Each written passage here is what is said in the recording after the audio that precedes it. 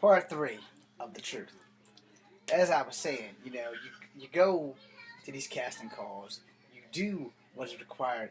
One time, the worst mistake I ever made at a casting call was when they were making Major Payne, and they were filming it at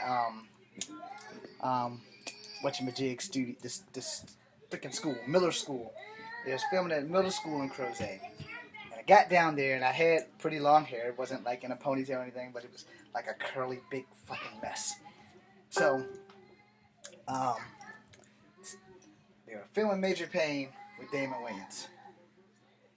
And I went there, and the guy said, we needed some cadets. And I was like, yeah, I'm here to see about being an extra. He said, I tell you what, son. And that lying son of a bitch told me that if I cut all my hair off into like a crew cut style, we would get the job. Yeah, fuck you, fella. Fuck you. The casting director pretty much fucked me. I cut off all my fucking hair, and when I got there, I almost got to fighting with one of the guys who was actually a working actor. It was a white guy. Me and him almost had at it. My cousin calmed me down. I was about to beat his ass halfway to death. Not because he was a white guy, but just because he was a douchebag full of dick tips. And the guy told me after I did all that shit, spent like $10 to get my head shaved, that I wasn't going to get the job. Never again will I do what a casting director says without money in hand. And as far as my hair, not a fucking option, because I promised my dad before he passed I would grow it until I'm 50. So that gives me 7 years to go. Anyway, my math's a little fucked up. I am 43, so that gives me 7 years to go, because it will be hopefully to my back, like down here by then. Anyway, so I cut all my hair off and got rid of all the curls. Got back there and went to go talk to the casting director. And apparently, in the 20-minute drive after I left, that clearly got like mad people and got their hairs shaved. And either they had their hair shaved when they got there, or they got shaved before they got there. But I had to drive all the way back to town.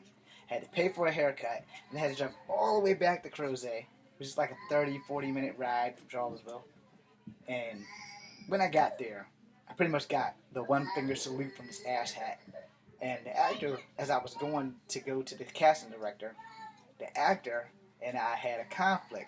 And I don't know what this dude was on, but he come up at me with some asinine shit, and I flipped out. And I think he might have actually said something racist. I think he might have called me a half-breed or something. And that probably is what shocked me off, because I've been getting that shit all my life. And I was like, look here, buddy. I can make it so you can't work no damn mo if I break your freaking face before the show is filmed. Now, to whoever the actor is, I'm sorry for being so immature about that. But you don't start a fight with someone just because you're an actor and you're a noted actor and you're working in a strange town. You don't come to somebody else's hometown and pick a fight. That's just a really bad fucking idea. Alright? Because I will completely pull a Wade Wilson from Regina, Saskatchewan and line up to shine. Anyway, so as I'm going through that, I've gone to other casting calls since then. And since then, and when I got to the Army Hotel and I finally learned about this motherfucking list, I stopped going to casting calls. Because I'm not on that list. I will never be on that list unless I'm in charge.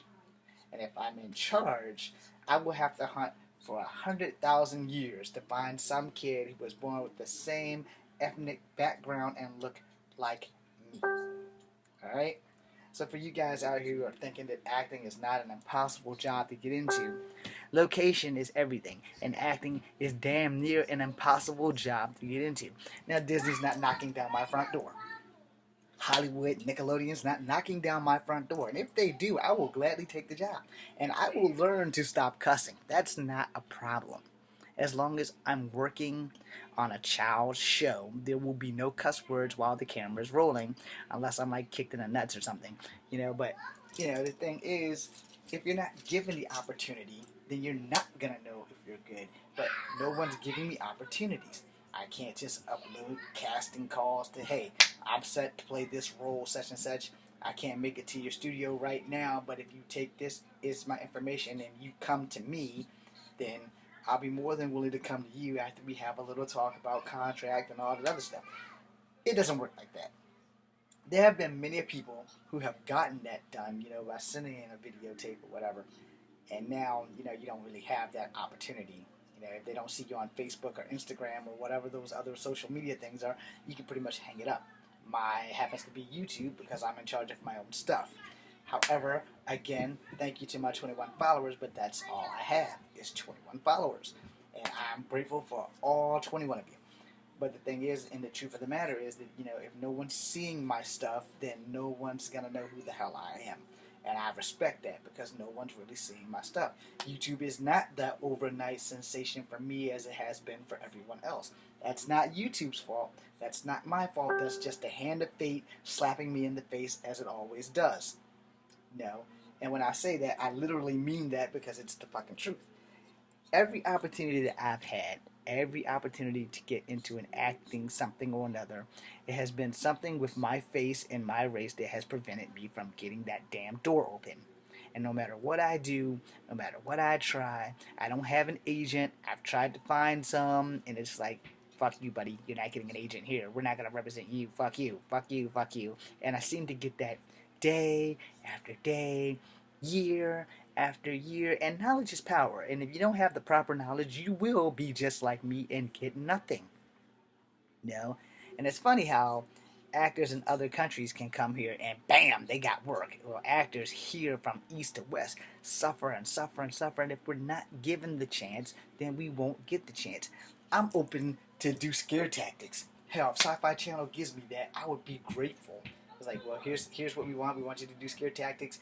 We need to sign a 4-year contract. Done. Tracy Morgan's a little wounded right now. I'll gladly be a substitute. I'll gladly be a co-host. I'll take whatever the hell I can get. As long as I get some screen time too. I don't want to just sit in the chair and be king of the throne. I want to actually be involved in the shit. So, that's that. And Scare Tactics was a great show. I liked it the best when Shannon Doherty was there, but hell, I'll gladly fill the shoes of her and Tracy Morgan. If it was an opportunity given, I would gladly take it. Especially with everybody still going out doing scare cam and stuff like that. Because that shit's cool. People like scaring people. I like scaring people. But anyway, it is what it is. Now, my whole thing is that, I like control. I like to be in a controlled setting, and I don't have a problem traveling. I have a passport. I'm ready to go. It's just I don't have opportunities that everyone else has had in life. All right? So I kind of suck at life right now, and it's kind of being retarded. And yes, every now and again, as we say in the Army, I have a fuck my life moment. Now, here we go with more stuff with the truth. Opportunities that are not given are opportunities not receiving. And if you don't take the opportunity when given, you're pretty much screwing yourself. You have to not live in fear and just say fuck it and go for it. But if you're not given those opportunities, if no one's coming to you and giving you the opportunities to do what you have to do, it's not about you not being able to take that leap of faith. It's about you not giving the opportunity to take the leap of faith, which is the case in my case. So I ask you, what am I going to be remembered for most when I die? Failed actor and babysitter. Failed martial artist, failed soldier. Epic fail would probably be written on my urn, and that would pretty much cover everything.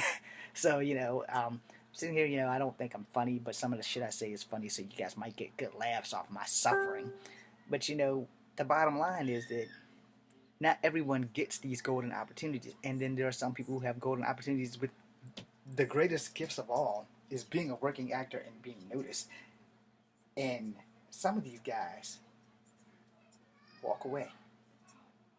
They get a raw hair up their ass and they just throw promising careers away. Let me tell you something. I have no idea what Sinead O'Connor is doing right now. But the girl can sing. And somehow or another, career suicide. I don't know what the hell Bjork, whatever her name is, pretty lady from Iceland, is doing right now. But again, you haven't heard an album from her in a while, and that damn swan dress pretty much fucked her right there. You gotta make perfect decisions. So I'm gonna be straight blunt right now. if there is an award ceremony that I am supposed to go and collect a trophy for, I'm gonna be honest with you guys. First off, I know it's never gonna happen, but for the sake of argument, let's say that it did. I'm sending my mom or one of my uncles because I'm going to be working. I'm not coming there. I'm going to be working. While all you guys want to take off and get in a monkey suit and get all dressed up and, you know, look pretty and have you walk down the red carpet, sachet, chante. No, fuck that. My ass is going to be working. It's like, well, Mr. Williams couldn't come to us, so he sent us a live video from the set of his new movie or his TV series. Thank you, Golden Globes. I appreciate your support. I would like to thank God. I would like to thank my parents. I would like to thank everybody in the facility of my voice. And I'm out. And that would be my speech right there. I would thank everyone after I thank God. And then I'm going back to work. Because I'm not getting into this business for a statue. I'm getting into this business so that I can finally smile without having to punch someone in the face. So, you know, the business of acting, there are at least 4 or 5 reasons why we get into this entertainment business. The main reason is money. And the second main reason, especially if you're a man, is pussy. You know, and then the other 4 or 5 reasons is basically money. And you want to live the good life. Well, I want to live the good life, but I want to be happy. Or at least well off. I want to own my own home. I want to not have to worry about taxes and rent. I want to be able to do that. I want to provide for a child, at least one, and live a fairly decent life anywhere I want in the world and be working and be happy. Mostly I want to be happy. Kung Fu makes me happy. So that's what I want to do. I'm probably going to have to make a 4th video because there are people at my door screaming, hollering, and it's pissing me off. I'm James Williams. This is Kung Fu Habit number 2, and this is the truth. Be seeing you.